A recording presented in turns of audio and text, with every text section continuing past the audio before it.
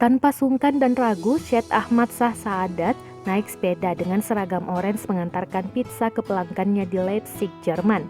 Padahal pemegang 2 gelar master dalam komunikasi dan teknik elektronik dari Universitas Oxford ini adalah Menteri Komunikasi dan IT Afghanistan di era pemerintahan Presiden Ashraf Ghani.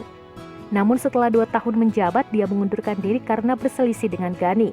Dia lalu pergi ke Jerman untuk mencari penghidupan. Foto Syed Ahmad Shah Saadat sedang mengantar pizza pun viral. Beberapa gambar yang diposting oleh Al Jazeera Arabia dan media lokal lainnya menunjukkan Syed Ahmad Shah Saadat mengantarkan pizza dengan sepedanya di Leipzig, Jerman.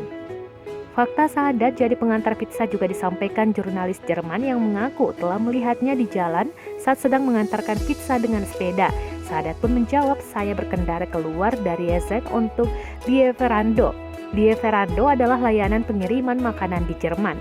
Cerita Syed Saadat viral usai foto-foto dirinya sedang mengantar pizza dengan mengendarai sepeda tersebar luas di media sosial.